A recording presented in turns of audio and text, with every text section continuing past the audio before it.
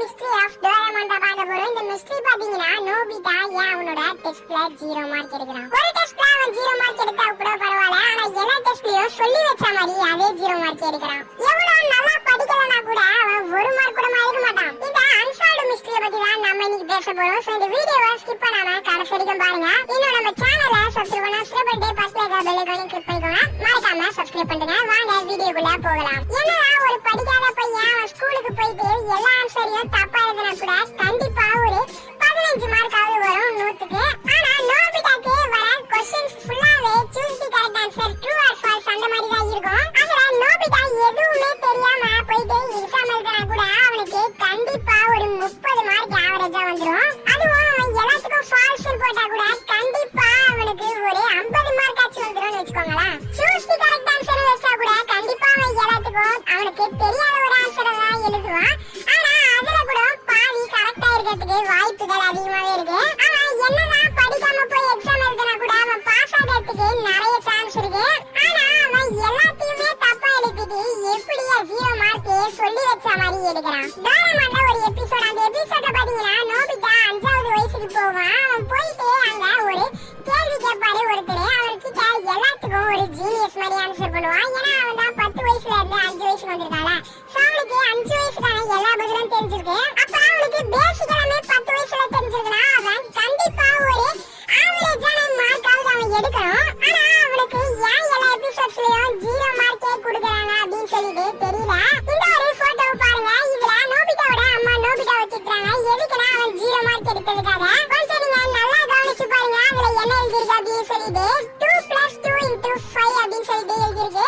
அதுக்கான ஆன்சர் 12 தானே வரும். ஆனா நோபிதா அதை கரெக்டா தான் எழுதிருக்கா. ஆனா அந்த சார் தான் தப்பா போட்டுருக்காரு. இத நோபிதாவோட அம்மா கூடமா கவனிச்சிருக்க மாட்டாங்க. ஒருவேளை நோபிதாவோட டீச்சர் நோபிதா அப்படியே 0 மார்க் தான் எடுக்க போறான் அப்படின்னு சொல்லிட்டு எல்லாத்துக்கும் தப்பு தப்பு அப்படின்னு சொல்லிட்டு போட்டு 0 மார்க் போட்டு விட்டுறாரு. ஆனா அப்படி பார்த்தா கூட இருக்குது. ஏன்னா சில எபிசோட்ஸ், அதாவது குறிப்பிட்டு சொல்லனா ஒரு எபிசோட்ல நோபிதா டைம் மிஷினுக்கு போவான். அந்த நோபிதாவை இன்னொரு நோபிதாவை தடுப்பான். அதுக்கப்புறம் நோபிதா அதை புரிஞ்சுக்கிட்டு படிச்சு எக்ஸாம் எழுதுவான். அப்ப அவனுக்கு 69 மார்க் கிடைக்கும். அப்ப நோபிதாவோட டீச்சர் கரெக்டா தான் பண்றாரு. ஆனா நோபிதாவோட இன்னொரு டெஸ்ட் பேப்பர்ல எதுக்கு இந்த மாதிரி பண்ணாரு அப்படின்னு சொல்லிட்டு தெரியல. நோபிதா நல்லா குறி பார்த்து சுடுவான். அதுக்கப்புறம் ஒரு காமிக் வந்ததுன்னா அந்த காமிக்க ரிவ்யூ பண்றதுல நோபிதா செமையாவே ரிவ்யூ பண்ணுவான். கேட்ச் கிரேடல்னு பார்த்தா அதுல நோபிதா தான் கிங். இவ்வளவு டேலண்ட்ஸ் நோபிதா கிட்ட இருக்கு.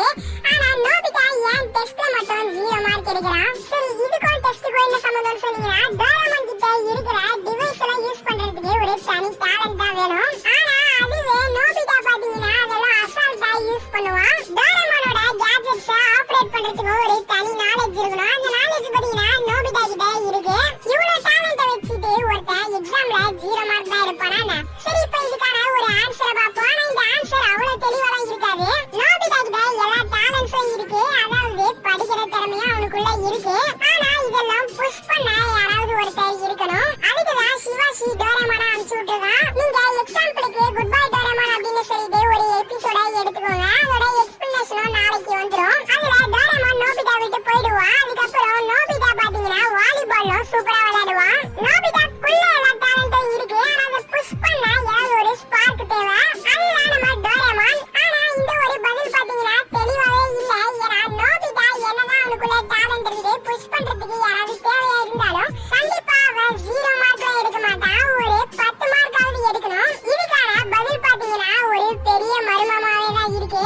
கண்டிப்பா உங்களுக்குள்ள ஏதாவது ஒரு பதில் நேரம் தோணி இருக்கும். அதை கீழே கமெண்ட் பாக்ஸ்ல கமெண்ட் பண்ணுங்க. இதோட இந்த ஒரு வீடியோ முடிச்சுக்கிறேன். இந்த வீடியோ உங்களுக்கு பிடிச்சிருக்கும்னு நினைக்கிறேன். பிடிச்சிருந்தா ஒரு லைக் போடுங்க. நம்ம சேனலை சப்ஸ்கிரைப் பண்ணி பக்கத்துல பெல் ஐகானை கிளிக் பண்ணிக்கோங்க. அடுத்த வீடியோல சந்திப்போம். தேங்க்ஸ் ஃபார் வாட்சிங்.